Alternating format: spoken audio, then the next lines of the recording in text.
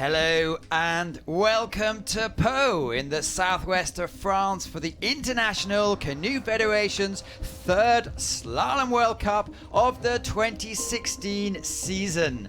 Big day coming up today, semi-finals and then finals of the K1 women and the C2. And for fans of the sport, we're going to be covering wild water racing because they're having a World Cup here also this weekend, and we're going to be covering the slalom cross. But the main action this morning, starting in a few minutes time, is going to be the semi-final of the women's K1. I'm Matthew Layton, as always. Welcome to everyone here. I have some special guests today, starting with age order. The old chap is Bradley Forbes-Cryans from Great Britain and specifically Scotland, and we have Naomi Fox from pretty much everywhere representing Australia. Hello. Hello. Good morning.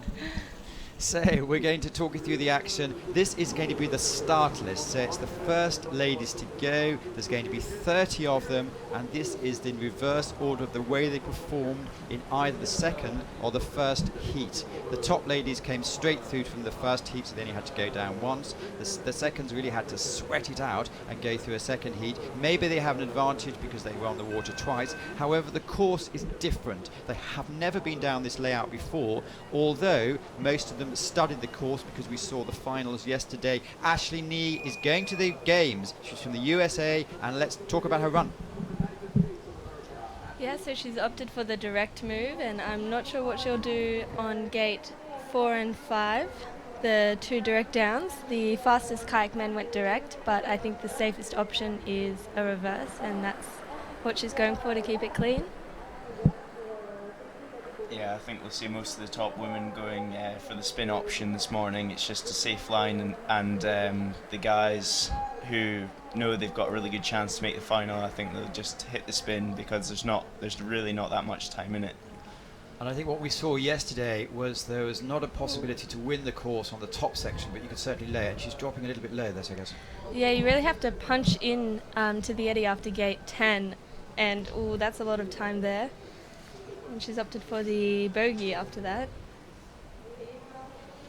Yeah, just losing the run of the boat there, coming down through 10 into 11, but looks like she can get it back on track for the bottom half of the section just to finish off the run. And what we saw yesterday, which the cameras perhaps don't pick up, it's about the same horizontal line, 11 and 12, so you have to really cut across those big waves.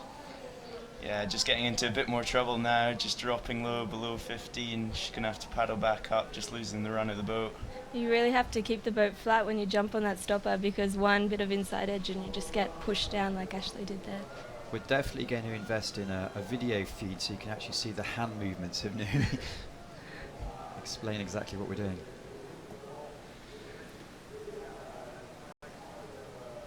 Jumping down and into 17, she just needs to pull her bow down onto the stopper and then try and fight to get in tight under 18. Pushing out onto the wave now, just needs to get her weight forward so then she can carry the speed off the end of the wave and down through 19 and 20. She's done that rather well, that hasn't was she? nice. We saw so many of the men yesterday really making a mess of that. Well, yeah, I think they tried to cut the line a bit too much, but you really just have to be flat in the middle of the poles and feed your bow through. Well, they're off every 1 minute 30 seconds, so if you're a little bit slow, unfortunately, we cut off your end. This is Veronika Votova from the Czech Republic, really been one of the top Czech paddlers for the last 3 or 4 years now. Yeah, so she's very powerful.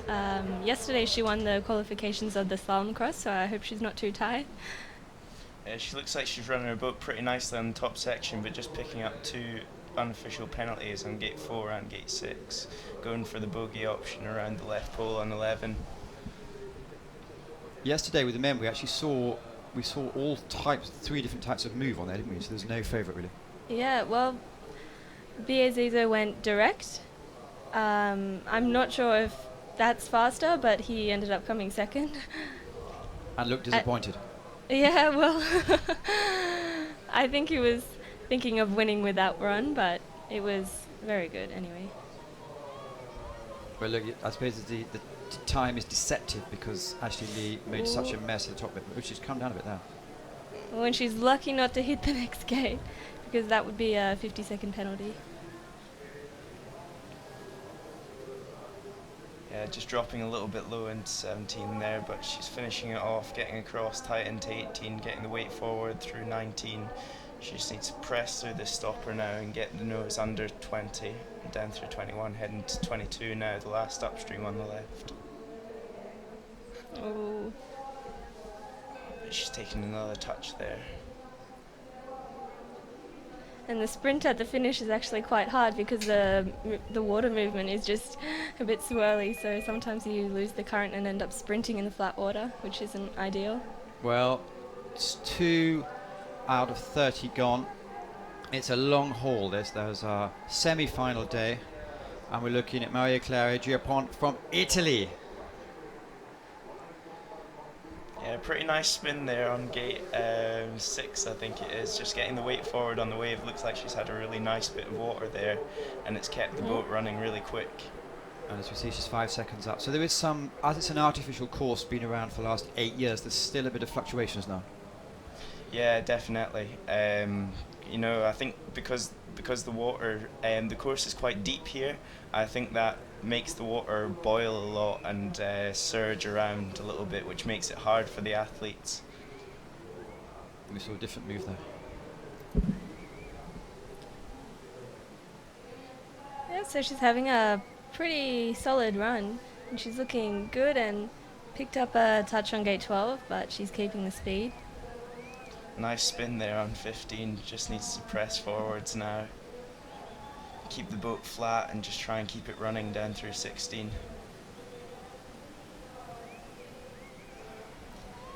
Yeah, and I think generally in Po, if you don't punch into the eddies, it's really hard to have a smooth upstream gate. If you come in with too much angle, it's really hard to punch through and keep the speed. I think what didn't help her as well was when she came through 16, her boat was really straight, so she never had the movement from left to right, heading over to the upstream on the right on 17.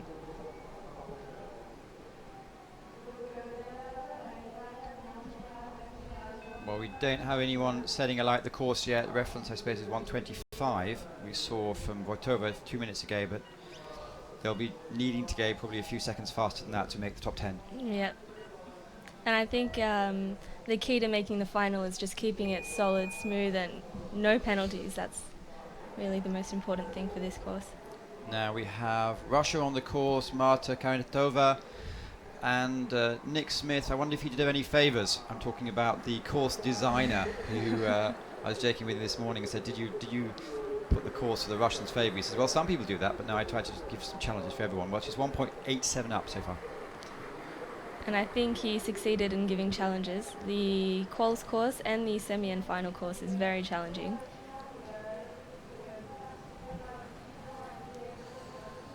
Just getting stuck a little bit there on the eddy line into 11. She's also gone for the up left option on the left hand pole. Now just trying to get the speed back on the boat into 12, and then just trying to keep the boat on top of the water on the dry line, just coming down through this next section. Are you two both on the water? Which option did you take and why? No, Amy, you can go first. Well, I just did C1 and I did not take the best option, so I wouldn't recommend doing what I did, that's for sure. Well, it's slightly down as we see, but she seems to be having a smooth middle section. Yeah, just taking a touch there on 17. You know, sometimes on this course the poles can be really high, and then other times they can be really low. It just really depends on how lucky you are. Yeah, there is a lot of fluctuation on this course, that's for sure. That could be expensive because she wasn't doing too badly. Penalties just mounting up on the bottom here. I think for the kayak women who are looking to make the final, I think they'll be looking to go about 112 seconds to be in the final. Well, we'll keep you to that. Well, again, 4 athletes gone, and fairly grouped in timing. 125, 127, 130, 139. Serious client here going to the games, Luca Jones from New Zealand. So Luca had to do her second run, but she smashed it through, and she's a very powerful paddler. I wouldn't be surprised if she did some direct moves, but I think she's playing it safe. Yeah, very powerful, but also very technical as well. Her coach Campbell Walsh, I think, has had Well- quite a big influence on that. Almost getting stuck there, the same as I did yesterday on gate 8. I got pushed to the left-hand side, but it is really easy to go too tight out of 7. So she's done well there to hold her boat flat and keep it moving down to 8. So Down what's she to doing? 8. She's going spins and then goes across. Seems to work Yeah. for her today. Yeah, she executed that very well, and I think it's because you see every stroke, there's so much power, and she really pulls herself forward. So she can just guide the boat wherever she wants. Sounds perfect. Well, under the bridge, that's where you see the shadow. Seems to be very controlled. We saw in the first split she was 5 seconds up. Let's see where she is now. Just getting a Well, little bit drops stuck. off a little bit there. Yeah, just getting a bit stuck on the edge of line on 16. It's so important to keep your boat flat there and just try and keep it flat, but also keep it pointing downstream between the poles on 16, because the eddies are so strong here. You can get caught really easily. Well, she's clean so far, and that's quite a big advantage at the moment. That was really nice Oh. there. Oh, no way, mate. Just spoke too soon there. Yeah. Just taking a touch on gate 20 there, but I think this is still a pretty good run. But it's certainly going to be the fastest. Is it going to be more 116 than 112 though? Well, not happy there if you can read the facial expressions. We have an Olympic medalist here, Violetta Obliga-Pizzas, who had a huge battle and just missed out for selection in Rio, but let's see how she can keep going. She's a new lease of life since the hubbies are taking over coaching. Yeah, she definitely still has it, and she's a very technical paddler and makes it look fairly easy. Yeah, just very precise around the poles. Well, she's Just, German origins, so it's not surprising really. yeah, not giving away too much energy anywhere. Just trying to keep the boat always moving forwards and not wasting the strokes.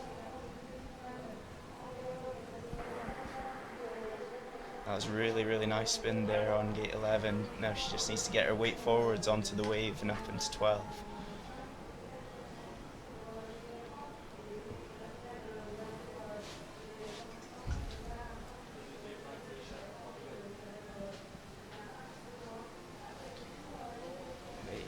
Really nice flat boat there across the back of the stopper, and she looks like she's starting to take control on this run.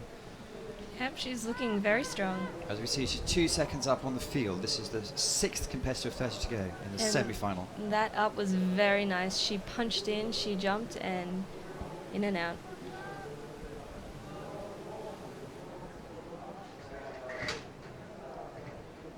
Also smoked the up left, and she's had a really nice final stagger, just jumping into the last up left now. So this is the This is a reference promising run. so far.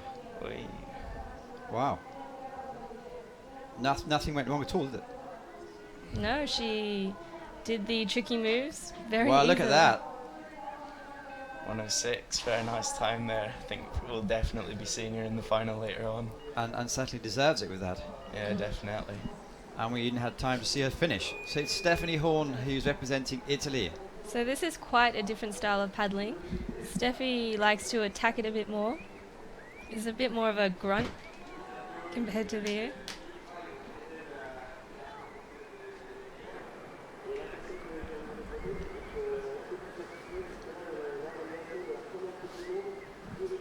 Nice up there on 7, just pushing out into the flow, just trying to get the weight forward. But you see, that stopper, it sometimes it pushes you across, and sometimes it flushes you through, which means the boat just keeps carrying on downstream, and it doesn't get the movement that the stopper creates. But she's very high in that up. So that was nice.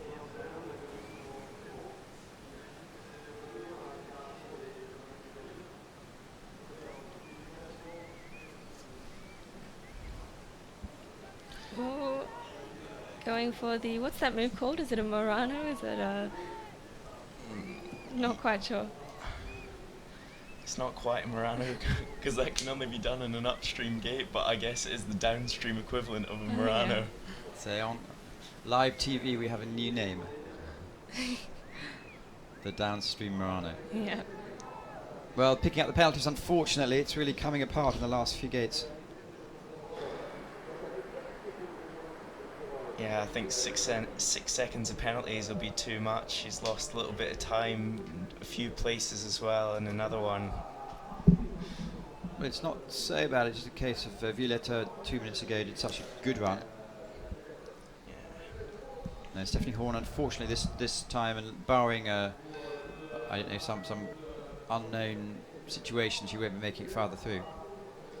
And I guess we have Lisa Fritsch, yes, from Germany. Very strong German team here for boats. Yep, so I think she'll be very excited to be racing the semi-final because she just missed out in SEO. So it's an opportunity to show everyone what she's got.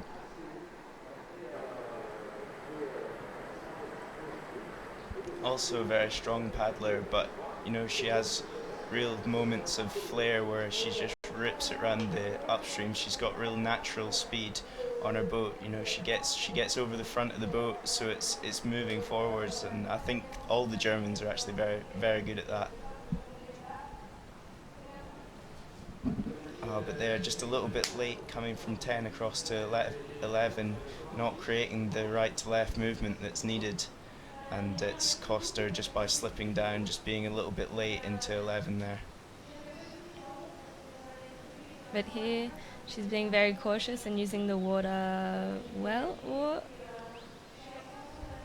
It's amazing. We've seen, I think, 3 or 4 of the athletes so far have real problems there. Yeah, it's actually quite a tricky move. It doesn't look that hard, but you do have to be very flat and controlled. And when you're tired and fatigued, it's a bit hard. I guess if they've been going for a minute and a half flat out. Yeah. But you train for this, don't you? Easy said than done. Yeah. But the Germans are actually really strong when they come to Australia and they're... Ooh, that might be a 50. Well, just trying to give if you don't give me a 50 once, you can give me a second time. So when they come to Australia, they just do loops and they're very strong in full-length runs. Well, she moves into fourth place, so far. But we do have a leader by 11 seconds. It's Violetta Oblinger-Peters who's really running it out. Anna Satilla, one of the poster girls for Rio, went to the London Games when she was 16, and it really is. She seems to have moved on to a different level this year. Yeah. Yeah, she's really come into her own this season. You know, she looks so strong on the water and really, really confident. Each race I see her, she looks more and more confident. And it looks like she's really refined her technique. She's being more precise on the poles, and she looks like she's been in the gym a little bit as well. She looks a lot stronger than I've seen her in previous years. Yeah, she has such a nice style, and the boat is always moving and always very flat, and that's such an advantage for her. I suppose with the Brits and Australians, you have so many good athletes before you have role models, which for hers hasn't been the case, has it?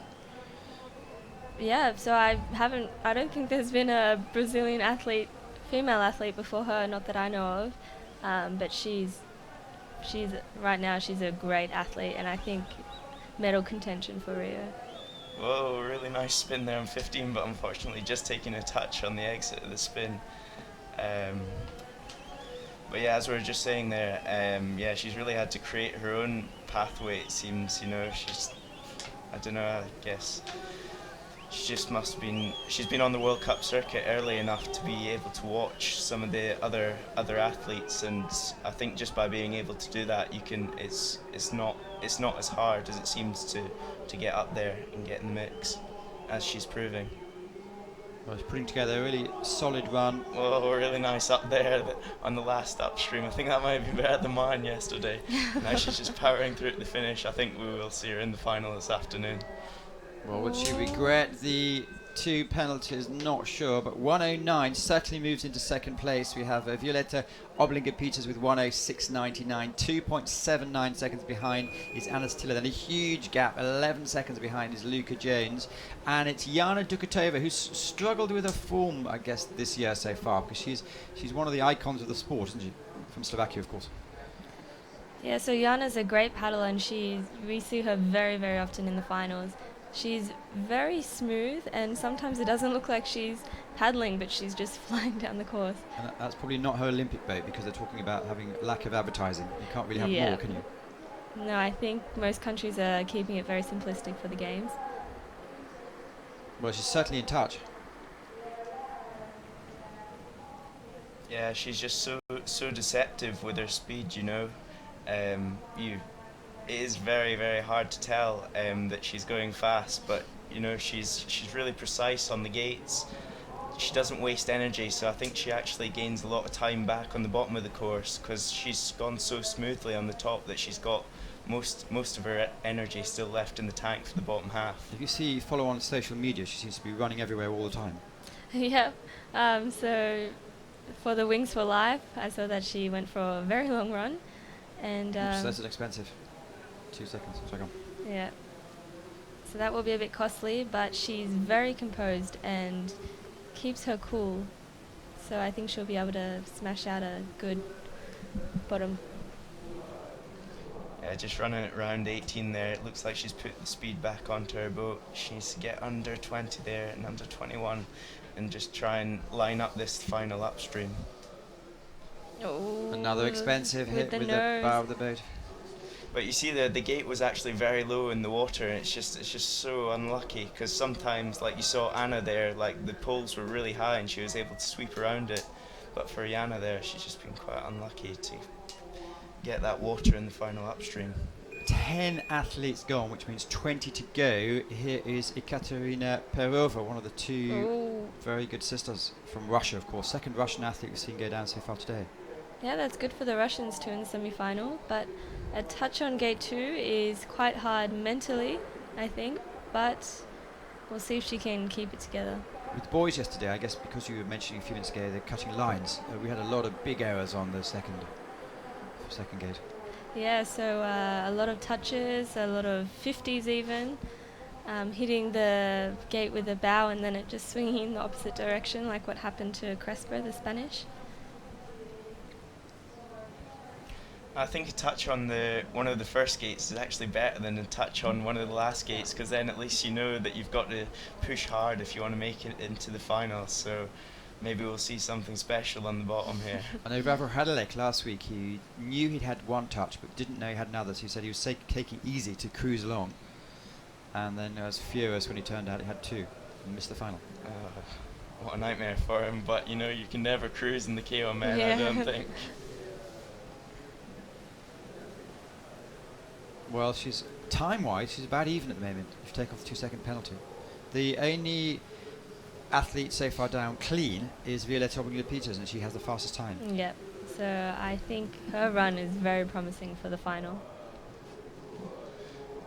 The Russians actually know this course quite well. I think they spend a lot of time during the winter training here, so it's like a home course away from home kind of.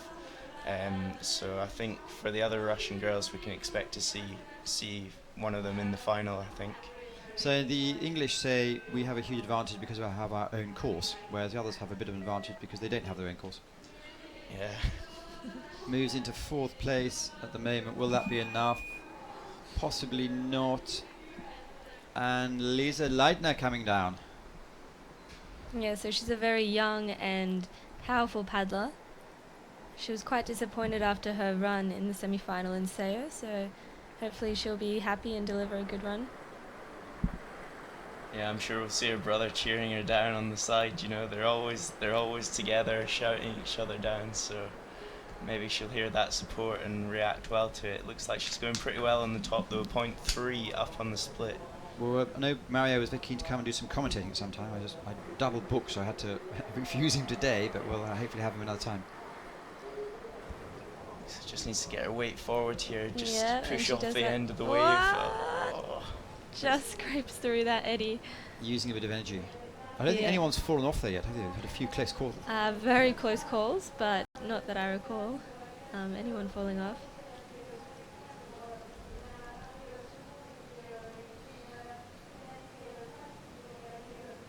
Oh, and that's a costly error. Last year here we were invaded by ants, and unfortunately this year we're invaded by flies. So hopefully for the Worlds next year we'll have a lovely clean facility.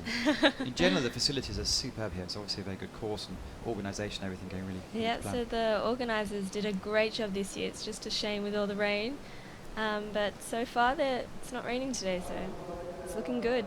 I can even see a spot of blue sky. Anyway, coming down the course, we saw her slightly off touch.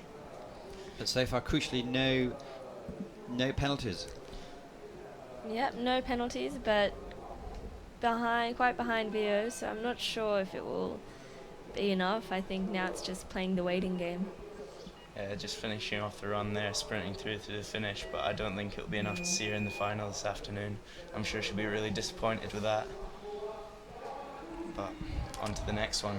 So here we have a French. Carole Bouzidi, who I guess you spent a bit of time here, didn't you? Well, she spent. Oh no! Oh no! It's over. 50 on gate 5. Well, we saw that with a couple of Frenches yesterday. Yeah, I'm not sure if they're just cracking under the pressure, maybe of their home course advantage, supposedly. But yeah, that's quite unfortunate. Was it Martin Thomas we saw yesterday, or another Frenchie we saw miss out gate number 2? Anyway, that's a shame. Yeah. She just has to be as professional as possible now. Just finish off the run, you know, for the fans, whoever's come out to see her today. That's why you finish it off, you know. Yeah, you can see the frustration in her eyes, but hopefully she can put on a good show down the bottom. Last couple of days we've had loads and loads of little school children here cheering them all on, which has been great encouragement. Yeah, so those school children also do a lot of paddling with the club, and it's a great atmosphere, and they love cheering on their idols. So Sébastien Combourg, Marie-Zélia Lafont, the Olympic boats. So there's a great community spirit here.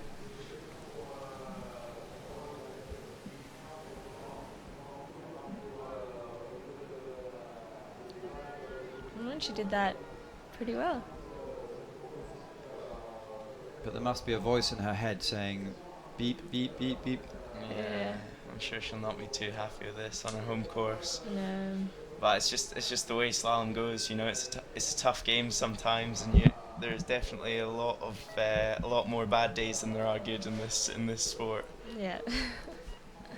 Unless you're Jess Fox, she only seems to have good days. Ada Novak, young competitor for Slovenia. They have a very strong team. Oops. Yep, so costly touch on gate 4, but I reckon a lot of girls will make it into the final with penalties. Yeah, as we said, it's a little bit. I think it's better to take a touch on the top few gates than on the bottom. Yeah. So maybe she'll respond to that and put on a bit more pressure. While we're watching them all go down, are they? How many? Do most of them have the same type of boats, or were you seeing a wide variety of boats?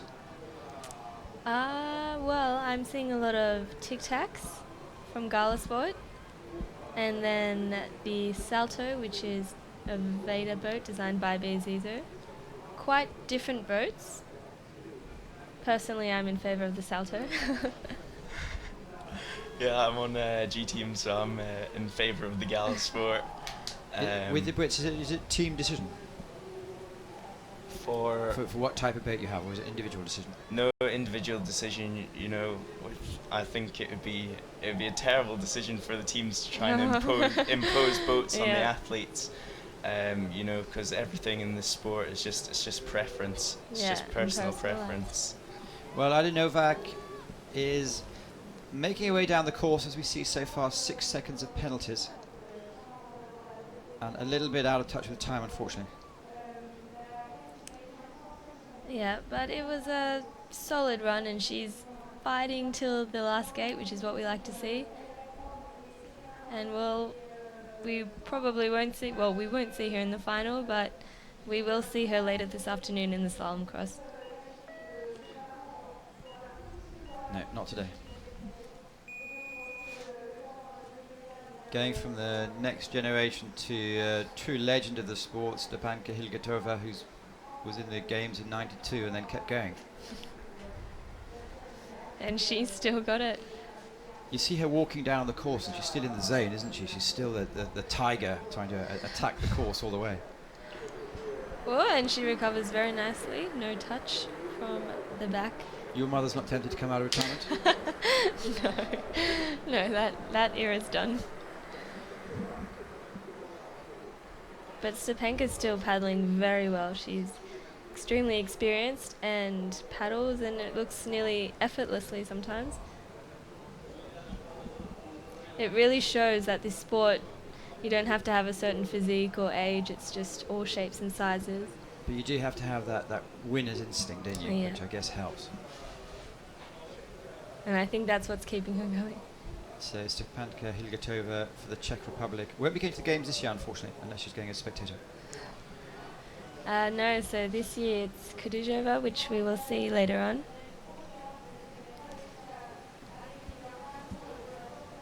Yeah, it's a new era in Czech women's K1, I guess. I think with Stepanka not going to these games, she'll be looking to cheer on her teammate. Yeah, and her niece will actually be doing the forerunners, which is very exciting, Amy Hilgertova, who just missed out on the semi-final, which is a shame. If Katerina Kudzheva's listening, don't panic. I think she's in Prague at the moment. Oh, well, training hard then for the Olympic Games. Because they all fly out to Brazil on Tuesday. Yep, smashing in the training in Rio. Well, she comes over respectable, but again, it's not probably what she wanted, isn't it?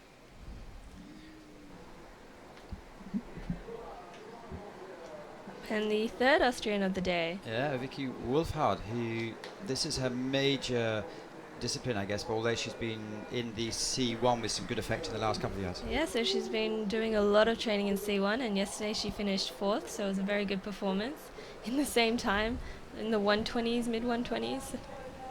So we'll see if she can beat her C1 time. Yeah, putting together a nice top section there, but it looks like she's getting herself into a little bit of trouble. Maybe just went a little bit too hard off the start, and it's caught up with her here in gate 11, taking a touch on gate 9 as well. Now she's going to have to fight hard to get into 12. As you can see on the way in there was just there was a big boil that came up, and she had to fight to get across that. But she really attacks it, and that was very nice and direct. Going forward for the fans. That's what we like to see. 2 directs. A bit behind on the split, but that was quite a good section. So that's, as your insiders, when you go direct, that's the cool, the gutsy thing to do, if you pull it off. I guess it really depends. But it's also how you feel at the time, and if you're in the right place, then it's worth doing sometimes.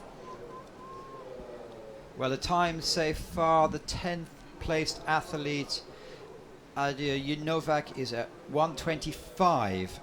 But realistically, with the quality of the 15 athletes to go, you need to be probably under 114. Yeah, I think around 112 will make it. I'm hoping that's going to make it now. I've put my money on that. Right, in theory, but no, she knows it all went a little bit wrong there. Yeah, the wheel's just falling off for Vicky there in the last upstream, but... And very slight build, Marta Martinez, who's clearly at home in Lasey. Let's see how she's at home in Poissy. Well, she knows this course very, very well. They have a lot of their selection races in Po, so they do a lot of training here. And she's also from Basque, San Sebastian, so that's only 2 hours away from Po, so they do a lot of weekend training here. Okay, so no excuses, we're essentially saying. It doesn't look like she needs some. Look at that, very much in touch in the early stages.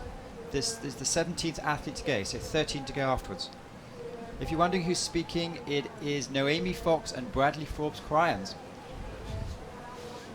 And it's a semi-final here, coming from Po 2016. So she's a very powerful paddler, a little pocket rocket. Yeah, as we were saying earlier about the boats, the zigzags are actually starting to come back into play. You see a lot of the Spanish using the zigzags. Samu Hernandez winning yesterday in his design, the revolt, and the Spanish girls are also doing very well in the zigzags. They look like they turn really quickly and very, very light on the nose, but maybe that's actually not helped her there in gate 17. It's just popped up there and hit the gate and in there 18 again. as well. I'm sorry, Marta. You shouldn't sell the boats, perhaps. Yeah, I think it's also because she's so light. So yeah, the bow just pops up, and it's really, you really have to push down to control it.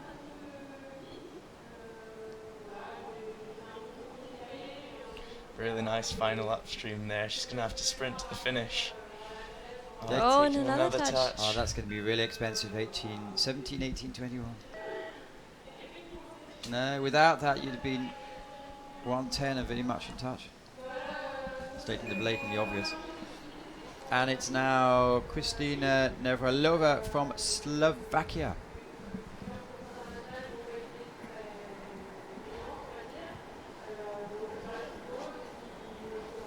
Yeah, she looks like a really powerful paddler, just holding her boat there well in gate 4 and again in gate 6. She needs to get her weight forwards over into 7.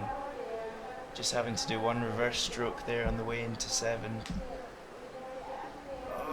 What? Just scrapes through?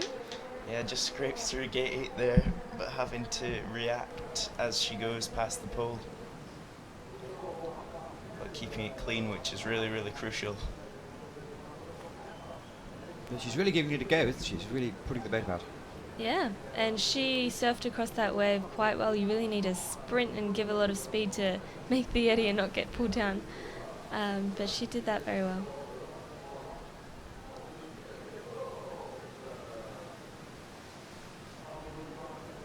She needs to get her weight forward now. She's taking the forward option in 15 as well. And she did that well. She's in touch. So we're seeing the later they go, which means potentially the faster they are, the more they're taking on 15. Yeah, maybe, but I really thought that most of the top women would take on the spin option this morning. You know, I did some splits with my coach, and there's just fractions of a second in the two options. Okay, so the spin is less risk. I would say the Most spin of the is time, less the spin risk. is less risk.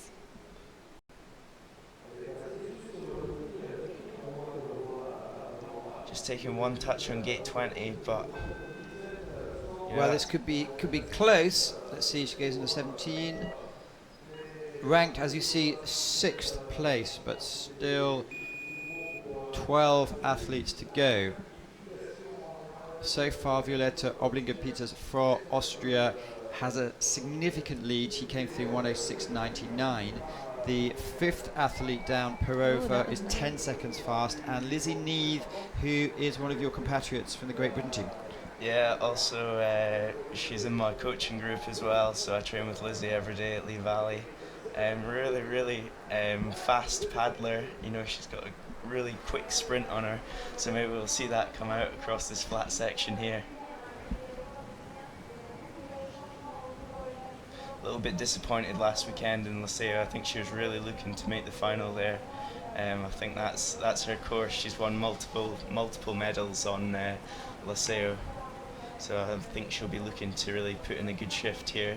And that was very, very nice. Probably one of the nicest sections we've seen from the girls so far. She's been on top of her game for the last, 6-7 years now, but suffers injuries occasionally. Yeah, she's a little bit injury prone, but I think she's had a really good winter. I don't think she's really been injured at all, so you know, she's happy to be back out on the water and looking to put in a good performance today. Well, clean, as we know, A bit low in that up. just slightly down. And with you, the Brits, you figured out your Olympic qualifications really early, last October, so there's no tension. It was always going to be Fiona Penny. Yeah, but it came down to the last race between the two girls, and you know, I think that last race was there to be won by anyone. Both the big names, Penny and Neve, had mistakes in their runs, which placed them in that race. Well, big mistakes. Which could be coming down now, goes into 4th place, which I wasn't meaning there was lack of tasting in the trials. I mean that since October they knew where they stood. Ah, yes. they've both been out to Rio on training camps, but yeah, they know the deal. Got Cheja Irata from Spain, who's been around 2 or 3 seasons now. Yep, so this is the second pocket rocket of the day. The Spanish are very strong on this course, but little touch on gate 6. We'll see if she can gain that time up. So big names at the top. We have Oblinga Peters first, not qualified yet. Then they have Satila Dukatova, Neve Martinez Perova. So they could all justify the final. Yep, anything is possible. Well, there's 11 boats to go now, actually. Neve might be in a better place than she thinks coming across the finish line there.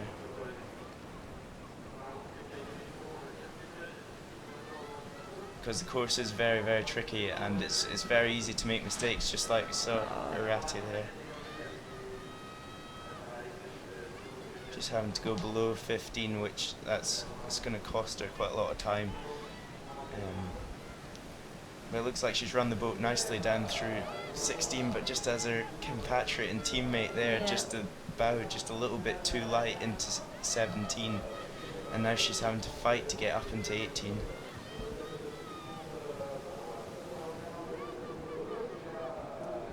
And the girls are really, you can see that they're tired and really feeling the fatigue in these last few gates.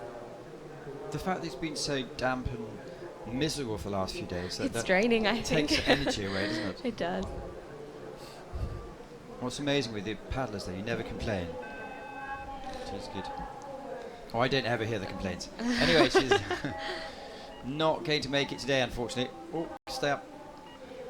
Well, I come from Scotland where it's sunny about maybe 10% of the time, so I'm used to it. Okay, go ahead. Oh, Mylin Shuro, who won last week and is probably faster than most of the men. From Spain, of course.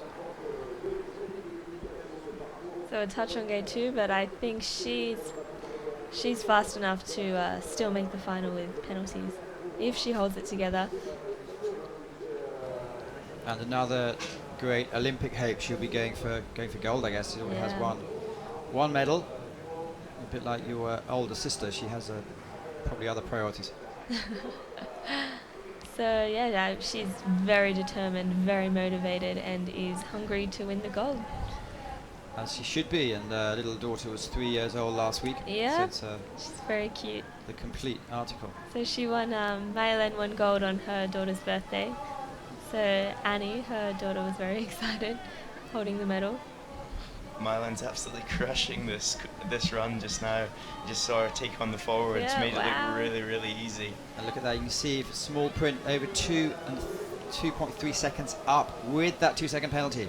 So she's effectively 4 seconds faster than anyone else. Yeah, really fast into 17 as well. Did that on one stroke. Now she just needs to press her bow down, get under gate 20, 21, head down to 22, setting it up. Oh, but just the water there once again. It's Oh, just if she sprints. Well, Go, the go, time, go. top time at the moment is 1:06, and it's what's he going to be? Probably goes into third place, maybe. Yeah, Ooh. that's probably as annoyed as she looks. We'll Third just have to place. wait and see. yeah. Well, we do have our first. Sorry, buddy. Not satisfied with the 2 touches there, but I think that should be enough. Emily Fair, who she's refusing to retire, but this might well be her last race. Olympic champion from 2012. Last week she suffered huge stomach pains and back problems, so she couldn't really justify herself, but she won here last year. Oh. Yep, just slipped out there. Touch And on 6 and potentially another touch on 7 as well. oh no, Oh. France. This isn't good. 6, 7, 8. Well, Wanting to put on a show for the crowd, but it's not happening, is it? She's going to really fly with 8 seconds of penalties so far. if anyone knows how to do it, it'll be her. I'm sure she's spent enough time on the water here, but 8 seconds, that is a job. Yes, very costly.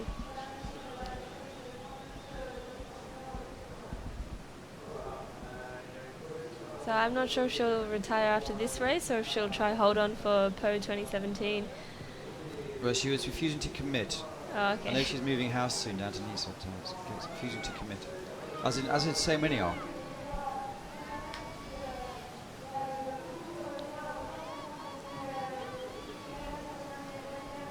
So the reason you're mentioning post 2017 is that's where the World Championship's going to be held in September next year. So we had a World Cup here 2015 this year, and obviously next year. She was the winner of that World Cup, but I don't think she'll be the winner of the World Cup this year, unfortunately. Well, hypothetically not out of it. 10th place at the moment is 119, but everyone else has to fall out essentially for it to qualify. No, it's not happening. No. Yep. Well, sometimes you win, sometimes you lose. It's all part of the game. Any more cliches?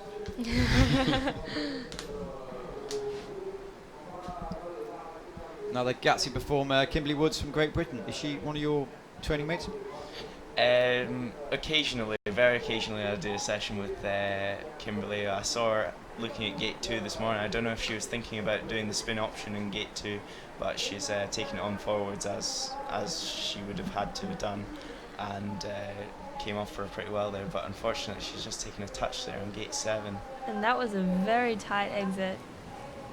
Quite risky, but she executed that very well. Two athletes now booked their place in the final. Ooh, Violetta that was Oblinger very Peters. nice.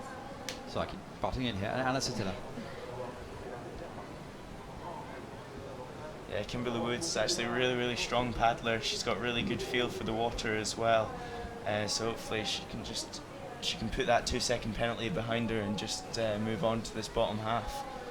If you're a Brit watching, Lizzie Neve so far is in 5th place with 7 competitors to go. Obviously this is the semi-final, so the top 10 will go. Well, it's a bit close. Oh, just getting a little bit out of shape there, coming through 16, and another competitor just with a little bit of a light bow on 17.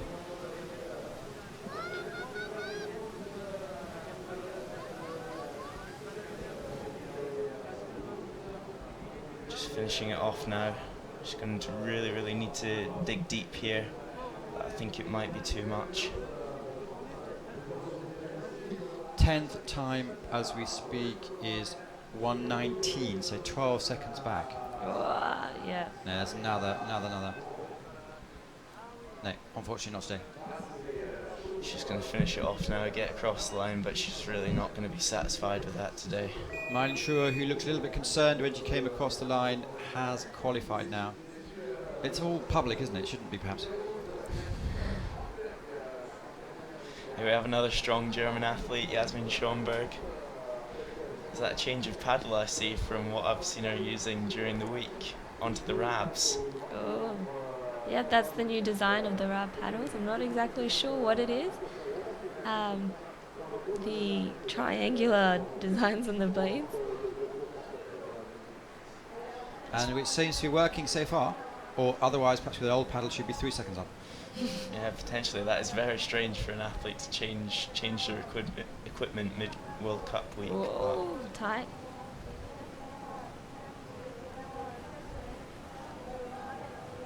He has been one of many former world champions in this field.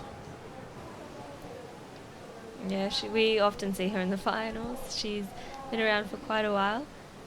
She's as strong as ever, I think. Just missed out of the Olympic vote, unfortunately.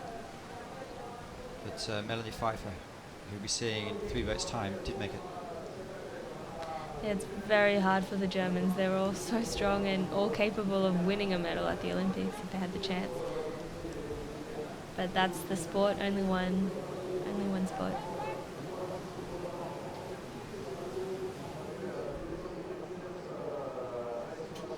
And we could see some epic battles in years to come with the Fox family. We'll see. Yeah, it's been very nice there through the last through the last 4 gates there. It looks like she's going to sprint get the on final. to the Well finish. done. Kept it quiet, kept it clean, and Yeah. let's all buy these new paddles. Yeah. Well, goes into 4th place, and with that will qualify officially for the final, which will take place in an hour or so's time. And Iva Turchel from Slovenia, who does know how to win. Hasn't won for a while though. Oh, and this is the first direct we've seen of the day. And she makes the eddy, but it did look a bit hard. Yeah, very risky there, taking the forwards on. But she's up on the split. Yeah, she's up on the split, but I think she might have used a little bit too much energy there. But she looks incredibly fit, doesn't she? Incredibly well shaped. Yeah, she looks, oh, was that a touch? Yeah, I think that could potentially be in the touch from gate 11 there. Yep, she looks composed and very strong. I know recently and focused. There was an open competition to design the new ideal types of gates. Did you have any amazing ideas? No. I did not. Just to put it in the hands of technology as opposed to the eyes of judges. If anyone out there has any ideas, we welcome them. Yeah. It's great to be open and accept new ideas and innovations. That's how we move forward, which is good. And moving forward, she's doing rather well today.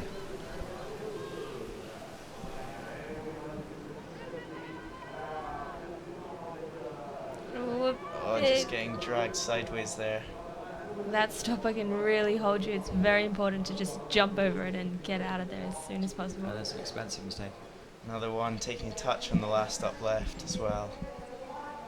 I don't know if that's going to cost her today. So far we have 4 athletes qualified, and then Dukatova and Turchel has gone into 6th place, so she'll be hoping to qualify. Yana Dukatova's just qualified, which means and we have 7 seconds behind, so there's quite a bit of a gap. an Olympic legend, Elena Kaliska from Slovakia. Is it 2 golds? I believe it is. Yes. Yes. Before your generation. Probably before I was born. No. Was it 2004, 2008? Yeah, 2004 and 2008. And many years she's kept Yana Dukatova out the team, but That depends if the judges are sympathetic. What's the Yeah. rule? You're not allowed to deliberately whack it out the way with your paddle. There you can see that she deliberately Displaced the gate. displaced the gate with her But paddle. is that an automatism or is that a professionalism? I think it's a reflex. Let's be kind. Anyway, move on. See the rest of the run. I suppose it doesn't matter really now. Or will she appeal that? Will she say, well, other people have done it? Or It's quite it looked fairly blatant. obviously, didn't yeah. I mean, maybe she'll try to say that it was just a reaction and she didn't mean it. But Does the word... Oh, because it's intentional, isn't it? Is it if you Yeah. intentionally move the gate? But she looked like she But stretched if out not, and whacked it. she was in touch. But only 0.19 off the lead. taking the forward move on there on 15 as well. Well, we saw yesterday in the semi-finals in the men, we had Peter Kauser had a 50 taken off. Let's see if it works in her favour. Anyone's allowed to put anything in this game, aren't they? It's quite fun. Yeah. Yeah. Which worked against your sister yesterday. Yeah, unfortunately. Jessica Fox took a second. She thought she was first, but she came second behind a wonderful Mallory Franklin. And shout out to Mallory, happy birthday today. Yes, happy birthday. Yeah, sweet. Happy birthday, Mallory. So many athletes have their birthdays in this couple of weeks. They do. Anyway, comes over the line and was 169. So if it comes down, would she qualify? We'll have to see.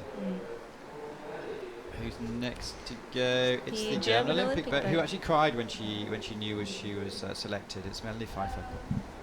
So I wonder if that's the Olympic design. Yeah, I think this is now our Olympic boat.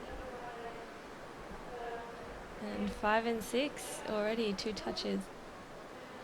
So it's not like in other sports where you lock these boats away. I was talking to Mike Dawson yesterday and I said, where's your Olympic boat? He said, I don't know, hanging around somewhere. Well, it's very important to get used to it and comfortable, I guess, before the race. But the amount of time some of these athletes are spending going backwards and forwards to rear. Oh, she's fallen off. The first one to fall off. She can go round there. There is a plan B, but she's not bothering. No. I think that might be Lizzie Neve into the final as well. Let's have a look. So there's always every cloud has a silver lining. It would seem that way. Yeah. Okay. No, it's the first athlete we saw of today, European champion, Oh, wow. one of the top 2 or 3 athletes in the world. It shows that what happened there. Well, obviously, lately on, she fell off the back. Was it just cutting the line too close or a bad wave? Or?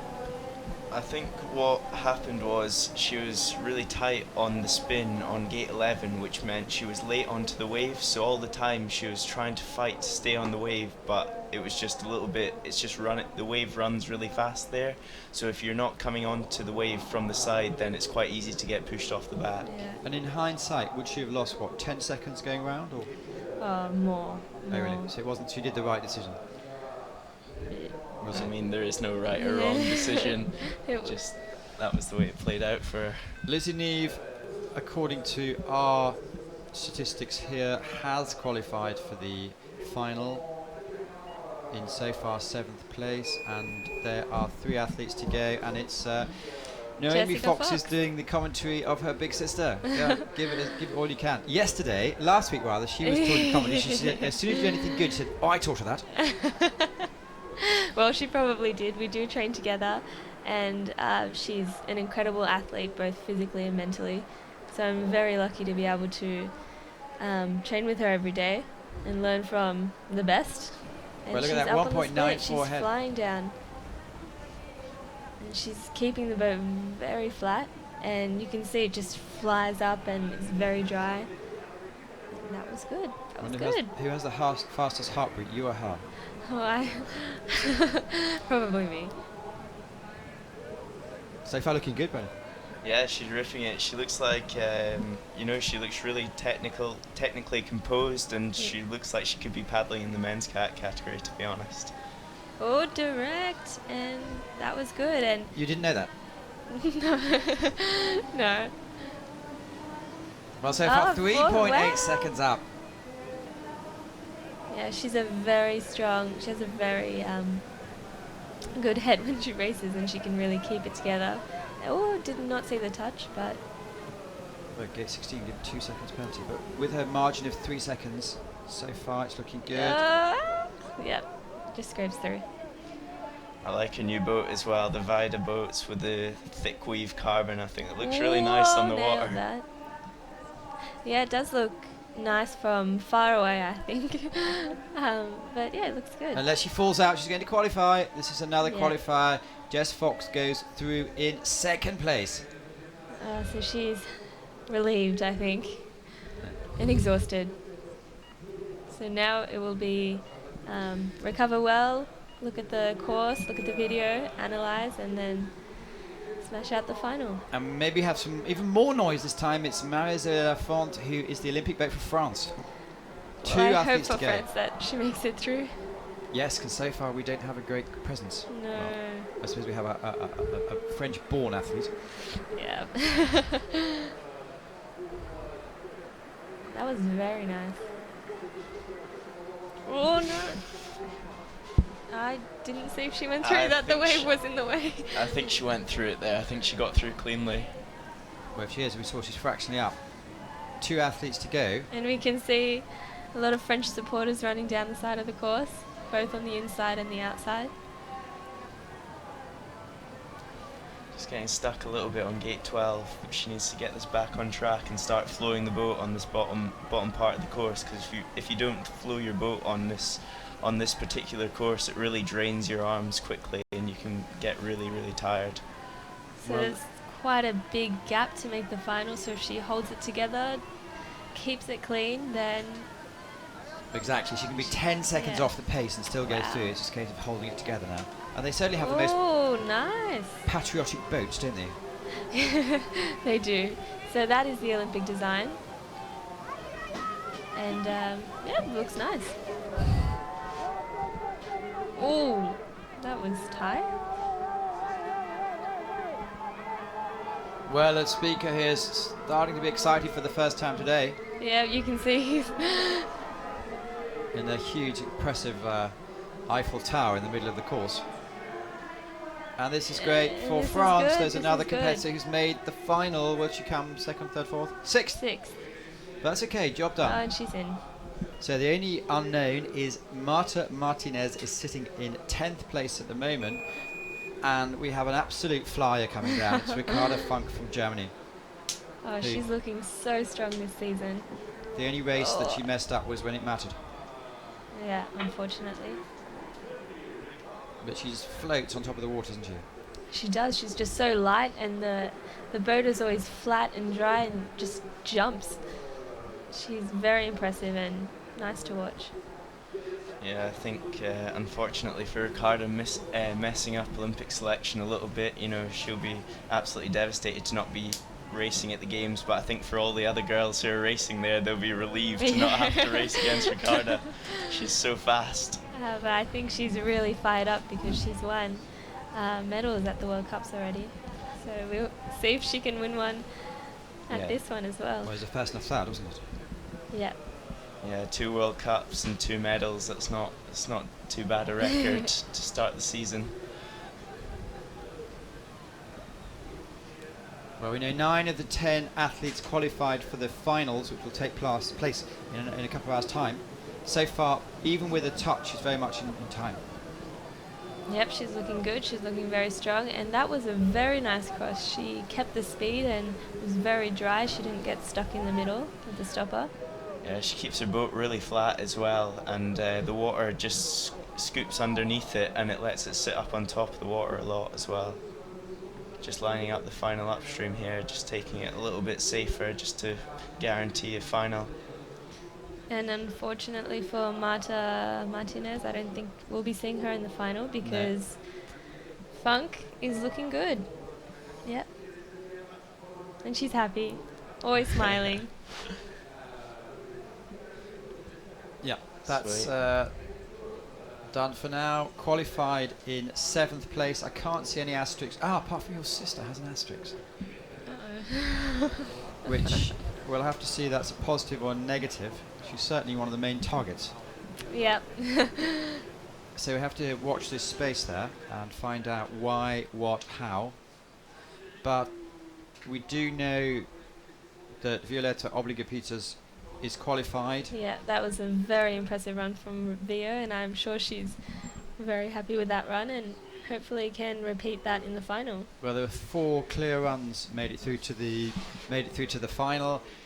We do still have an asterisk against Jessica Fox. I was going to suggest you call your mother and ask her why, but she's probably frantically shouting at someone as we speak. Well, I didn't see any risky potential 50s, so it might be for an extra touch. And if she does have a touch, would she still be in the final? Yeah, she'll Look at that. You can see for yourself on the screen. Pick out your favourite athlete. The asterisk on the left means there's an inquiry going on against Jessica Fox from Australia, so we'll keep you updated. It can take a few minutes, unfortunately. Apart from that, though, we do know that Austria have a boat in. France, finally, right at the end, have a boat in.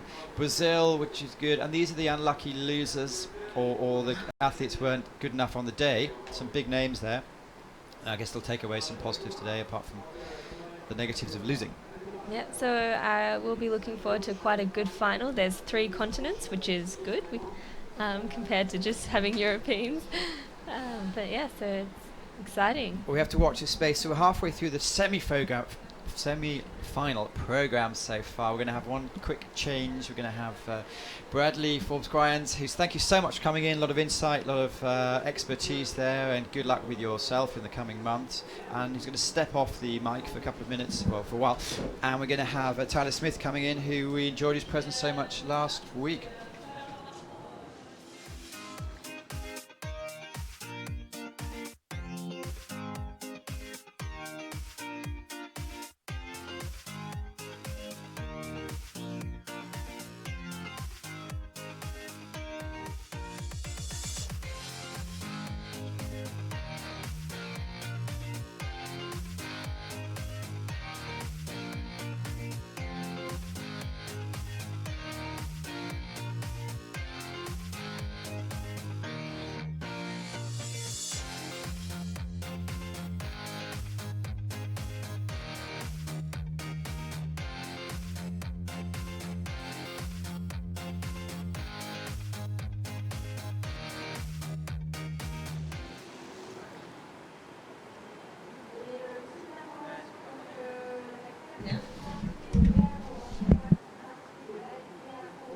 Well, we're just about to line ourselves up for the C2 semi-finals. It's going to be the top 20 boats of the weekend. And Tyler, thank you so much for coming in. Obviously an experienced C2 paddler yourself. How's things? Pretty good. It's a very interesting course for these C2s. I'm excited to see how they do. There's a lot of different moves they can come down, spins, bogeys, directs, and it'll be interesting to see what they pull out. These are going to be the first 10 teams, pairs, crews to come down today. It's going to be 20 in total. Clearly the top 10 will go through to the final, which will start in an hour's time. As far as I can see, the good news is it looks like the asterisk has come off Jessica Fox, which means, barring disasters, she's actually going to be through to the final. So That's good news. Well, it's very good news for young Fox, who's actually sitting in with us now. Naomi. Yep, so I'm excited to watch this C2 semi-final and see how the boats negotiate and weave their way down the course, because we saw a lot of women struggling, so for the C2 sometimes it's a lot harder, isn't it, Tyler? We want to get your perspective, because obviously as a canoe paddler you understand how the mechanics work. Yep, but that's just one person in the boat with two people. It's a bit harder, but it was interesting to see that a lot of kayak women were in the times of the C1 ladies, of the top C1 ladies, so that was very interesting, and it shows that sometimes it's actually easier in C1 because the boat is flatter on top of the water and it's easier to jump, and also maybe because they were opting for the safer moves and all doing reverse. Yeah, it's definitely a course where there's lots of time to lose in certain moves, so we'll see the C2s probably taking a lot more conservative lines that they can keep the boat moving, because once that boat stops moving, it's so big, it's so difficult to get back up to speed. First off, Carrera and Oliveira from Brazil. They've already finaled, I believe, in Ivrea so far this year. Compatriot Ana Satilla has made it through to the final of the K1, so go Brazil. Yeah, they looked excited to race with a little fist pump at the start. The first men's final for the Brazilian team, so they're super excited to race.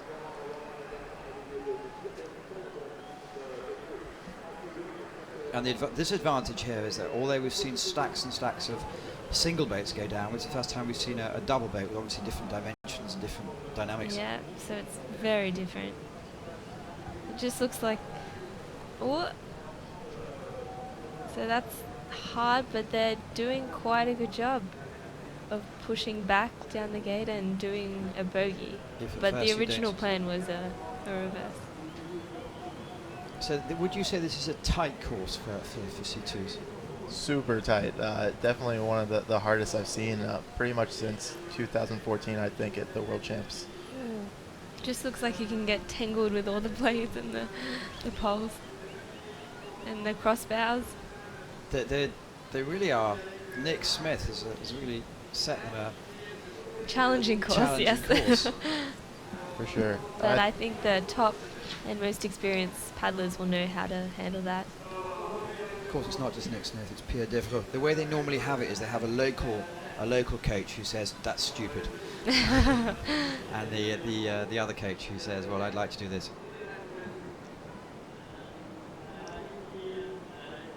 But I think it's very exciting for the crowd having quite a challenging course, because when it's executed very well, it's wonderful to watch. We saw a quick picture a few minutes ago, Gautier Klaus studying finer details, but I wonder how many spaces there are on the graphics for points. Yeah, I think the C2s will not be strangers to touches today. Well, first down, they made it to the semi-final, which not everyone can say. By definition, they're going to first place, but no, not a good day at the office. We'll have to see the Brzezinski brothers, twins brothers. Yep, from Poland. Well, they'll be used to close contact. They've probably been fighting since the age of 2. So we can also see the I Love C2 bib at the back. That was designed by Gautier Klaus and Mathieu Pech. The C2, the French Olympic boat. And although it's almost certainly coming out of the Olympic program, it's still going to be in the World Championships finals. But to be fair, there's quite a bit of money going to be reallocated, I suspect. Yeah. 2 touches on the 11-12 combination. Very costly. Not seeing any C2s opt for the spin yet, which is interesting. But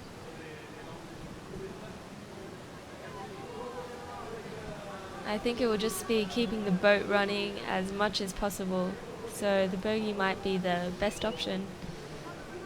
But they've got a big advantage here.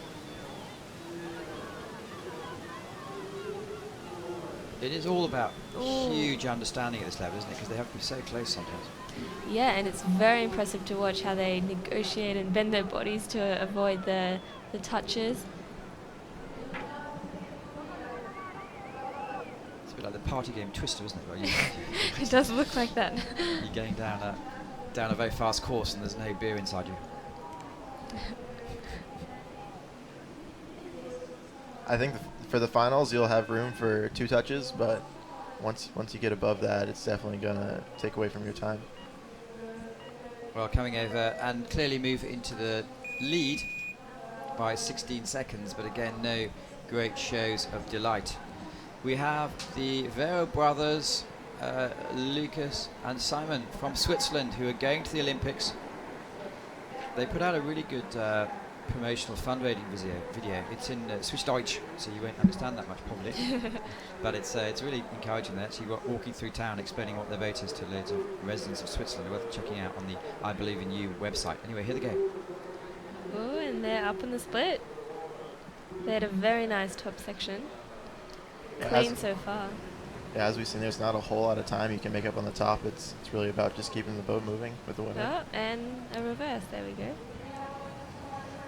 The trickier part for the reverse for the C2s will be you want to turn as late as possible, and it makes it tricky to fit both paddlers in. Oh, great job so far. And if you're just tuning in, it is the first time they've been down this course. However, they have the benefit of watching the single canoes go down yesterday and the kayaks go down today.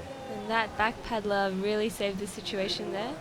He, by big backstroke, he managed to push them in the right direction and keep it clean, but not on that gate, unfortunately.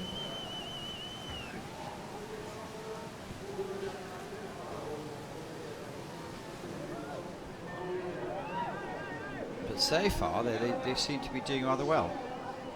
Yeah, no huge time errors for them through the course. It does look like a good time as well. Well, we saw the first 2 crews down, 8 seconds and 12 seconds of penalties. If they can keep it to 2, obviously they have big margins to play with.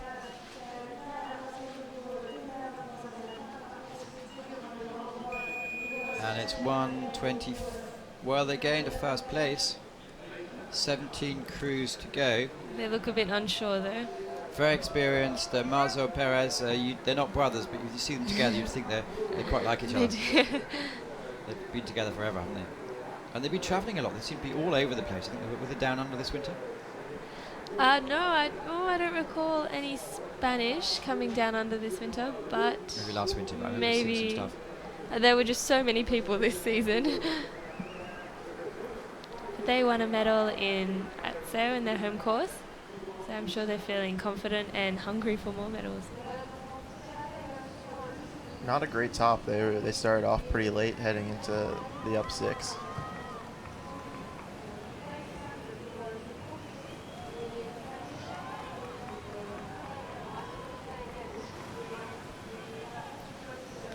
I wonder what the best time will be, because in SEO we saw Maylen win with a 99 and C2 also win with a 99. So it'll be interesting to see if the C2 this time can go just as fast as the kayak ladies, or faster. So 1:06. 1:06 is the time to beat. Yeah, I think it's going to be tough. This is a very, very difficult C2's course that we've seen so far. All the teams we've seen are very technical, very experienced boats, and having a lot of trouble so far. I wonder where the cut-off line is between it being too difficult. Because an amateur club boat would probably take a week down to get down here. We were lucky and we had great paddlers. It was the French under-23 team do the demos, so they didn't make it look that hard actually. Well, again, in the 120s, all teams so far. Here we go. No, not too keen there. Camporese and Ferrari, who again are capable of putting down good runs when they want to, or rather, everyone wants to do it all the time. But when things get When the time's right. That's Yeah. it. Made the final last week, and they're really excited. Didn't have a great run in the final, but great top so far. Yeah, that was a very good top up in the split. And they actually look in control, don't they? Where They do The look rest in of it's control. been sheer panic. They have a plan, and it seems to be working. Yeah, they look like they're executing their race plan. With a couple of eggs on the top of the boat. Yeah, excellent spin. That's definitely right where you want the boat. They turned as late as you possibly can, and that really puts the stern man very close to the pole, but did it very well. Well, that's, I believe, the best top section we've seen so far. Yeah, for sure. But stuck in the hole. Ooh, that's a nasty hole to get stuck in. Really stuck. Go, go, go. Well, any time they had on the top, definitely lost there. Was that That's just a a shame. 2-second? Yes, because his head and the body went around the pole. So it's just a 2-second penalty. That was at least a 10-second loss, and that's really going to bump them out the finals for sure. And the top teams were actually in a cabin just next to gate number 10, and we can just see across the water we have some of the top teams actually checking out the angles. They say, well, they did that, we're not going to do that, you do this. Yeah, so I think it's quite hard to come up with a race plan in C2 because if one wants to go direct and the other one wants to go reverse, you have to come to a decision. Well, rank number 4, so far the Vero brothers are leading, but only 5 boats gone, 15 to go. Berling, Becker messed up a little bit last weekend, but they are capable of putting some really, really good times together. Yeah, certainly. And so far we have not seen a good run, so they'll be looking to be the first team to do that so far. Another decent top, clean, up on the split. And it's good this weekend we have Anton Benzian have decided to come and grace us with their presence. Yeah, the Germans are very, very strong in all categories, I think, very well developed, and they have a lot of young paddlers that are looking super strong, so we'll be seeing those paddlers in the under-23 and Junior World Championships. Which are where and when? They will be in Krakow, Poland in July, so I'm looking forward to that. Are you, Tyler? Yeah, as well. I'm super excited. It's a great field. Some hometown kids are going to put up some fast times. You both sound very mature, but Naomi, you're 19, 19 this year. and Tyler, you're 17. Yeah, I'm 17. Extraordinary, absolutely extraordinary. But we saw them 3 seconds up on the split. Still clean, which is super important. I was not expecting to see as many touches as we have so far, and so far a great run Yeah, for the... clean. That's very impressive. Not a surprise from the European champions, but definitely so far on this course. Yeah, they're looking very strong, and this is going to be a good time. Time of reference, as we talked about the K1 women, was 1:06, so it's not there, but it certainly says, look at us, we're number 1, Oh, and they're happy. 1:16. That's good. So 6 of the 20 gone, And the first French. Siamaniko and Cahal, who again are capable of winning. Yes, so they won the first World Cup in Ivrea, and they were very happy. And so hopefully they can make a final and show the French what they've got in their hometown. That was nice. I would not be surprised to see all 3 French boats finish in the top of this. Yeah, that as would be a well. good final. The French C2 are very good, very powerful, great skill. It's such a technical course set here that's a huge advantage to the teams that know it well. Looked like Hugo was going for the direct in the back there. I think it's also just massive strength and depth, because the French, some statistical guru came up with the stat that 6 teams from France who've won medals in international events in the last year. Yeah, it's impressive. I seem to see a new C2 at every race I go to from the French teams. And they seem to be in the finals every time. That was really well negotiated. Avoided the penalties, and they are 2 seconds up, 2.26. And we also see with the French, we saw Nicolas Péchier medaling yesterday. His ex-partner, I believe, is going to coaching now. Yeah. Pierre Labarelle, who is doing great work on the Wow. speaker. But here we go. The first Frenchies are saying, well, it's not that difficult, chaps. You just need to know it. Yeah, I think we're going to see a huge spread in time between an first and awesome 10th. run. They are looking so smooth, and touch on gate 22, the last upstream, but hopefully it will be enough. Still going to challenge the lead, I think. Lead so far 1:16. Yeah, they've got this.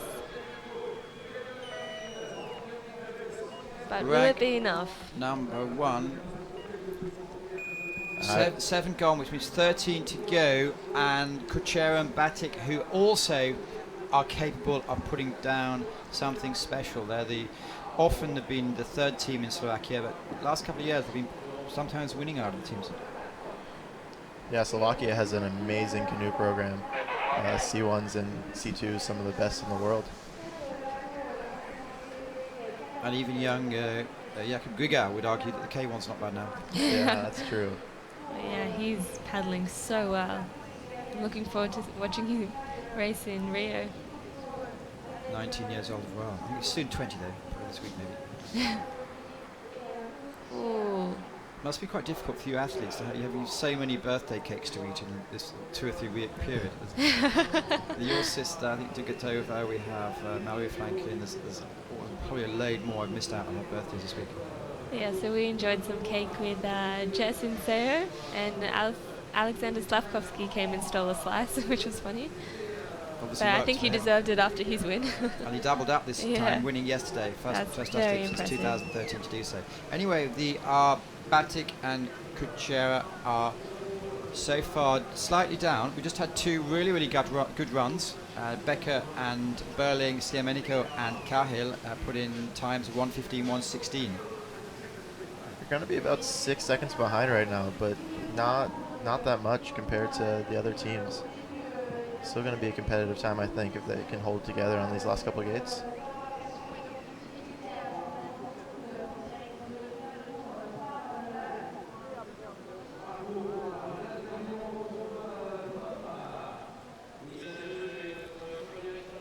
Yeah, it won't challenge the lead, but they're sprinting to the finish. We're certainly seeing a large difference between the last 3 boats and the first 5, where these have been 18, 16 and 15, and is another serious contender, Stepanskia Pokwala, who again have been a top boat for the last 5 or 6 years now, from Poland obviously. Yeah, so the Polish are very strong. Very good in C2 as well. We had our training sessions with them, and it was impressive watching them paddle and try direct moves. And Who has the priorities? The biggest one, I guess. yeah, I gave them priority. Always move out of the way for Yeah, the I C2s. moved out. Uh-oh, but it seems like a lot of miscommunication there. Yeah, but good backup. The only athlete I believe who never moves out of the way is Tracy Hines. Yeah. Hello if you're listening. Hope to see you soon. Yeah, she's in Europe training somewhere, hopefully getting faster. Yeah, so Tracy did the demo at the first World Cup in Ivrea, which was a very challenging course. But not as challenging as this, I think. Yeah, for sure. This, as we've seen, it's very, very difficult. Behind on the split, just like the Slovak C2 was, but they made up a lot of time on the bottom, and I would expect to see the same from this team. Still clean, which is very important to making this final.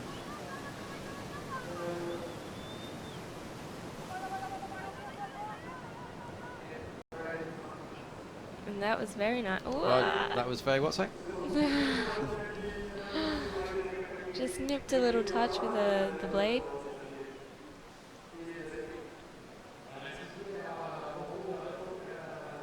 I'm not sure if he just headbutted that last skate. Hopefully not. No, that Well, was clean. moves into third, so that half a second between third and fourth may be crucial. There's top 4 teams at the moment, 1, 15, 16, 17 and 18. And that is next to go are The legends of C2, I'd say. Hochschorner and Hochschorner. The fiery one in the front and the cool one in the back. Picked up an early touch. We saw that a lot with the paddlers yesterday trying to cut time on the top of the course that we're not really sure was even there. So very costly to do that so early on. They redefined understanding, didn't they, really? And they're pacing their strokes. They don't even look like they're trying that hard. I'm sure they're moving fast, but it looks very controlled and efficient. Very difficult paddlers to emulate. They do something special, and it's definitely worked for as long as they've been paddling. So far, if you look, most people obviously know, but they had gold, gold, gold, and bronze in the Olympics, and this time it's the Scantars who are they here? No, who are going to Rio. So I'm sure the Scantars were very happy to finally represent their country, but One of the first directs we've seen on the 14-15 move and kept the boat moving quite well. As you can see, they're very much in touch with the clock at the moment, and only 2 seconds of penalties. Disappointing finish for them last week in Seo, not even making the final, and this week they seems to be a lot better. it's a very different style of paddling than the Germans, let's say. They don't look like they're attacking it that much. But they keep you on the edge of your But seat, yeah, don't they? it's Because very you have cool. no idea what's going to happen. Yeah. Oh. Well, it's not out of Not it sure yet. if- It's Yeah. too expensive, very expensive, because they're out of the... that's a shame. Going to 5th place. But they would have taken the lead without any of those penalties, despite Fine. not looking that fast. Yeah. Well, it's halfway through, so after these next athletes, we're going to have our first qualified. Bozic, Talia, the 2014 world champions, and I think they're both devoting their time to C2 this year, although they've, especially Luka Bozic is an extraordinarily fine C1 paddler as well. And they have been the wild water world champions as well, so they're obviously very ease on big, bumpy water. They look very color coordinated. Another really special C2, you'll see Luca in the front is always leaned back. I think the furthest he leans forward is still not upright. So Yeah, I've never noticed that. Good point. really interesting, and there's no other C2 that paddles like them, but it works quite well, and you really just have to learn to paddle with your partner.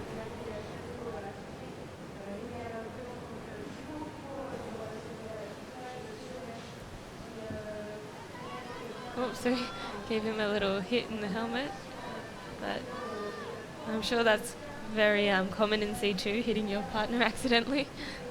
Or intentionally, depending how your run goes. The bowman's pretty powerless if the guy in the back's upset. We do see some arguments. We haven't seen a fist fight yet. I'm sure there have been some. Well, certainly during training. The Canadian teams were especially known for very loud fights training. They're being true to their ice hockey heritage, I guess. It's a badge of honor almost. Just one touch, and I think they're going to be all right. Challenging the lead, possibly. Well, they'll be wanting to put down a confidence-boosting run. So it's very tight there. They move into 4th place at the moment. It is very tight, actually. It's top 6 boats within 4 seconds. Hochschorn has moved back to 6th place. Pico, Bizot, another. You say all the same things about the French. They're very fast, very skillful. Know the course well, and Exactly. And they love C2. Very nice to watch. I love watching the C2, especially the French C2 paddle. They seem off the water, very sort of cool and They're very relaxed. calm and collected and nice people, and all of them get along really nicely and do their training camps together. And it's a great little community that they have. Ooh, that was interesting, choosing not to paddle at all, but it went through. taking a lot of time on the spin, trying to line it up, but great line into 12, so I think it was worth it. They recently went to Rio to train and be the training partners of Krospesh, the Olympic C2. But unfortunately, they will not be going there to compete. Well, injuries do happen, don't they? We haven't seen any serious ones this year, but often 1 or 2 a season. And that was an interesting choice to go direct. That was the first direct in C2 we've seen.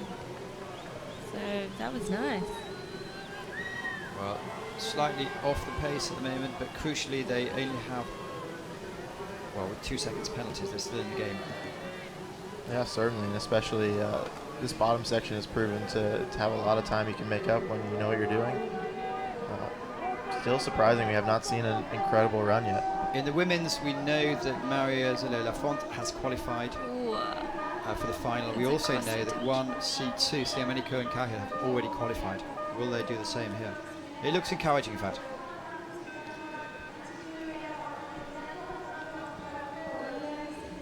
Well, moved into 3rd place, so it looks very encouraging. Yep, similar time to their compatriots, 1:13's raw times. If you're just tuning in, it's not the French national trials. It is Venok and Majczak from Poland. So costly touch on gate 4, but touches seem to be making it in the final. So it's all a question of holding it together till the end. It's interesting to see all the variance between the C2s. You'll see a lot like Hugo Bizot and these two paddlers where it's a very large sternman and a small bowman. You'll see the twin paddlers that are exactly the same size, or even like the Hochschwinners who are very different sizes and twins. Yeah. But would you break it down into personalities? Is there a dominant personality normally in the front or the back? I'm not too sure. I think it just varies a lot.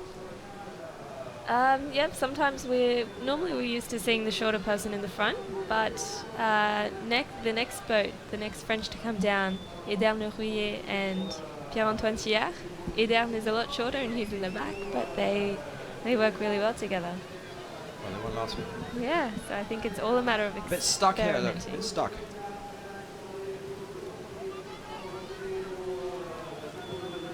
Yeah, they look like they're struggling a bit with the water. It's not working in their favour. Second Polish boat down, we've seen Stepanski and Bokola are in 4th place. Only 2 teams booked into the final so far. Second were Berling Becker. So there's now 8 boats to go. This is the semi-final, just to let Ooh, you know. in the Another last expensive. gate. That's going to be very expensive. 2 That's seconds. very frustrating. Really interesting to see. We'll see 4 French boats today, and we'll only see 1 Slovenian boat, 1 Italian boat. Super strong French program, as we've already seen. I would not be surprised if all 4 of those boats do make the final. Well, we'll see. Pat has got Pierre-Antoine Thiard and Edern de Rouet from France, and as we pointed out last year here, Pierre-Antoine won the C1 as well. Yeah, so they work really well together, but surprisingly they don't train that much at all. In Seo and in Po we saw Pat focusing on C1 and Edern also paddling in C1, and only a few sessions in C2, so I think they have a lot of good feeling on the water and really use the currents well. So would you say imagine how good they could be, or is that a Yeah. formula that works for them? It really looked like Edern was going for the spin, and Pierre-Antoine was decided they had to do the bogey, and they stopped for a good bit of time. So maybe more time in the boat, chaps. Something we see a lot more common outside of the Olympic years is both C2 paddlers will specialize in one of the single classes as well, whether it's canoe or K1. And that was good negotiation. But when it comes down to serious business, such as Hounslow and David Florence, they just stick to the C2, don't they? In fact, which is Hounslow retired last year. Yeah, but Dave's still powering through in C1. Very competitive, and Yeah, Or was that another touch? He's unique, isn't he? Yeah. Yeah, so with 4 seconds of penalty, it might be a bit hard, but they can hold it together. Well, still a bit to go. At the moment, we're sitting with the 10th time, which is the Brzezinski brothers, at 10 seconds off the fastest. We'll be tight. Well, move into seventh place, sorry, which put the Hawkshawners into 8th place. So the neutrals, well, there isn't a neutral here, they're all French, aren't they? It's the Muller twins again, and these are the identical twins. Very identical. Super hard to tell apart. If one didn't have a lot of tattoos, it would be impossible. I like their design, the pink paddles.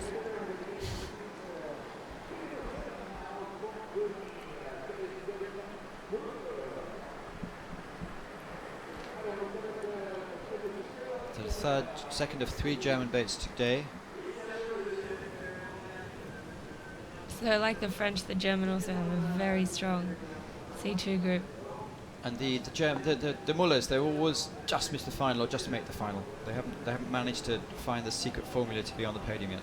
Yeah, so we're looking forward to finally seeing them one day on the podium. I'm sure they are as well. Yeah. That was very well done. For them, very clean. In Ivrea, they had lots of penalties and barely made the final. They were very surprised to make it. Really strange situation because they were upset with their run, thought they had no chance of the final, weren't really speaking, and then they had to go back out and paddle Is that again. how it works? If you have a bad run, you just don't speak to your partner for how long? I think when you're brothers, that's definitely yeah. part of the dynamic.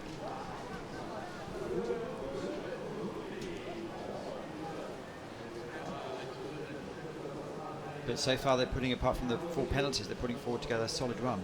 But it's really, really grouped here. 4 teams have gone through, and 1:17.57 has not guaranteed themselves a place. That's only 1.7 back. So they're going for lower places. Will they kick out the Hawkshawners? No, it's not good today. Ranked 9, so they just set in behind the Hawkshawners. 5 teams have qualified. And next to go, Klaas Pesch. We haven't seen them for a while. We have not. This is their first World Cup. Oh, this is their first World Cup. The Olympic boat from France is new. And these guys are... Oh, 2 touches, 5-6. They're on posters all over the place, aren't they? They really live the dream. They... Knowing this team, they'll still have a great chance to make the final. Only half a second without those touches, and I think they can make that time back up. We'll see if they can hold it together.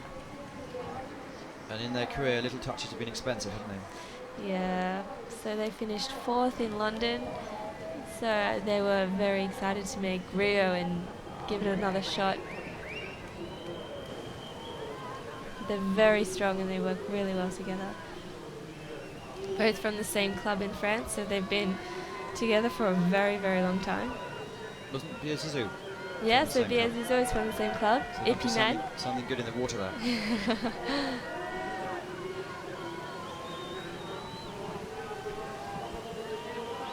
Already made up some time, but not a whole lot as I was expecting. Well, 10th place at the moment is 6 seconds off the pace. 9th is 4.6 off the pace. And there are 1, 2, 3, 4 boats to come down after these. Oh, another touch. That could have just knocked them out. For the French. Something very unique to the French paddlers, the C1s, and just now we saw with the C2 pushing off the rock, headed out of 18 or 19. But these two, I can't remember seeing them in a C1. No, I was just thinking about that actually. Oh, 6th. Well, 6th, which is not too bad. It's qualified. It is qualified. Yeah, not too bad at all. They have a second chance. No, so unlike a lot of C2 paddlers, they have been in C2 from the start and not in C1. Oh, crikey, there's 4 German boats. Schroeder. And they had a good performance last week. So it's the German versus the French who can get the most boats in the final. Well, the rule is, if you're lucky, you have 4 boats. Oh, true.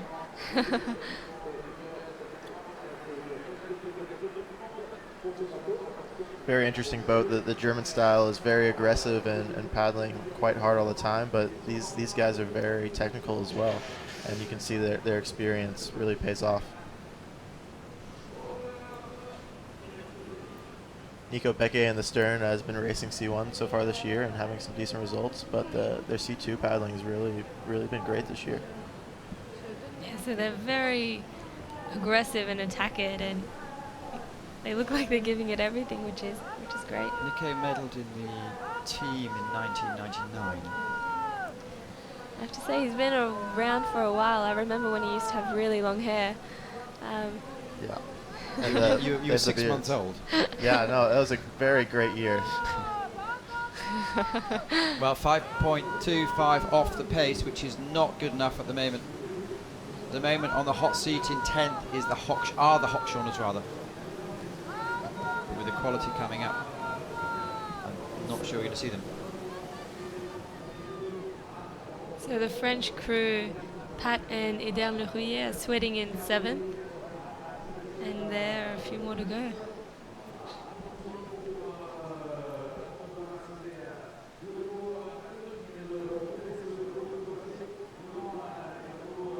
Well, I just have to watch. And are they're very close. Everyone's so close together. Yeah, they are very close. It's going to be half a second in it. Are they going 11th? Ooh. Well, 3 boats to go, and the third French team have now qualified. Kasper Sindler, young, dynamic, from the Czech Republic. So it's not as fast as the kayak women, but it's definitely a tighter semi-final. I think, as Tyler said, the course for these big, long boats is a different dynamic, isn't it? Yeah, for sure. And they're up on the split. It's really almost a completely different sport from every aspect of how you have to look at the course and how you race. And just having a partner changes things so much.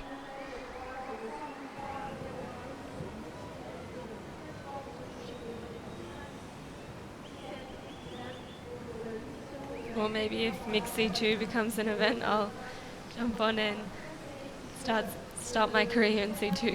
Who would be your ideal partner?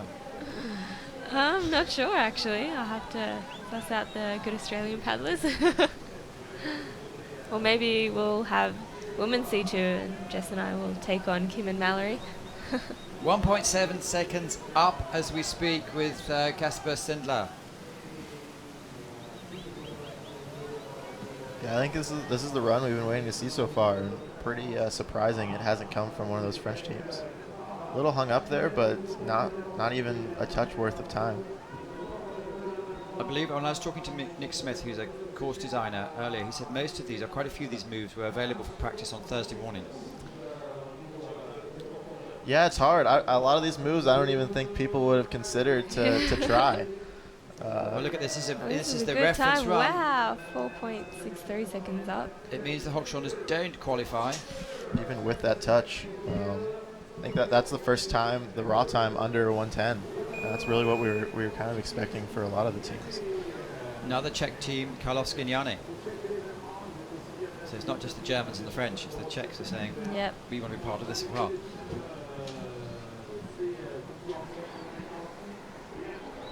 It's pretty crazy. You can fill up the whole final with 3 countries. Which is not necessarily good for the sport.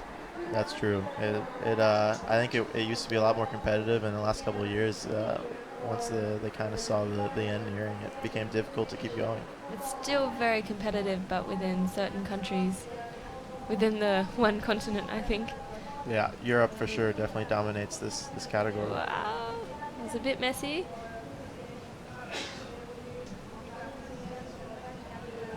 But it's on track. It's back on track. Well, these are the last 2 competitors to go. So far, we know that Kasper Sindler, Siemenico Cahill, Berling Becker, Pico Bizet, Skapansky Pokweiler, Bosik Taliat, Kuchera Batik, and Tia Riorue have qualified. It's just a case of a Class Pesh have qualified. No, Class Pesh, I have them down. No, they are in 10. they're in 10. Yet. So they're probably very disappointed with that run. Well, But it might give them a kick of motivation for Rio. Well, we don't know yet because effectively these are out of the game. Karlovsky and Jany were 10 seconds back, which I think unless you do something amazing in the last section, it's going to be too late. Interesting. One of these paddlers has a brother who races C1 on the Czech team, and I'm quite surprised they don't race C2. Maybe he doesn't get along with his brother as well. Yeah. Must be hard being brothers and doing C2. You spend a lot of time together. Yeah, I think the mom helps keep them together. Well, they move into 13th place, Karlovsky and Janne. So either the German Olympic boat or the French Olympic boat will be in this final. We'll have to wait and see who it is. I think this is the only C2 we'll see that both athletes are racing C1 individually and at a very high level. Yeah, it's very impressive.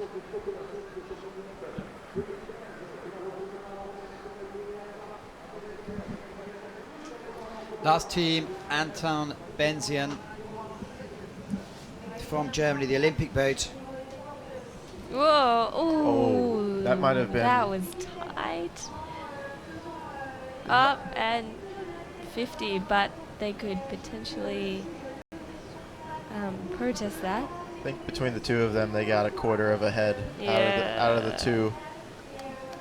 Very unfortunate from these guys, but not so much for the French team. Yeah. Oh wow. It looks like So it's over. they've done it a couple of times previously as well. The Frenchies, they just squeaked into the last. Yes, they And were then very lucky to scrape in. They come and that win it. time. And I think none of them are going to be happy to see that Czech team on top, and I think all of them are going to be looking to change that. Yeah, so that's a bit of a disappointment from the Germans, but Especially the last race headed into Rio, they're not going to be feeling too great, but it'll light a fire, I'm sure. yeah. They were a bit special because they seem very mature. They seem to understand the game, and they both have interests outside us. Whereas for Klaus Pesce, I think it would be a disaster if they hadn't made it. Well, I think right now it's when you're so focused on Rio, it becomes your number one priority. Yeah, these races just become practice, and it's not really the goal for this year. Okay, well, we won't be seeing them in the final, but we will be seeing lots of French athletes in the final. Let's see, we have Czech, France, Germany, France, Poland, Slovenia, Slovakia, France. Well, we have a little bit of variety, I suppose. all European final. We saw the first I'm event sure of the the French are happy. Ivrea. We saw Brazilian and American. No, Brazilian and another. Another Chinese. The Chinese. That's what I was thinking of. Yeah. Yeah, who they medaled as medaled. well. That yeah. was great. So you can see, you can hopefully read yourself. We have Klaus Pesce sneaking in there, so they'll be the first to Yeah. go in the final. And we did see Kasper Sindler making very, very impressive run. They were well ahead of the others. They qualified 4.63 seconds ahead of Simoniko and Cahill. But the Frenchies will be hoping to put something big down here. They will be. So, Naomi, you've been on duty for the last 4 hours. Thank you 4 so much. hours? It seems that long, doesn't it? No, it's gone quickly. 2.75 hours. It's great for your debut commentary performance with us here at the ICF TV. We had your sister Jess in last week, and you're both welcome back at any time. Tyler Smith, thanks so much for coming in again. You're starting to be a regular.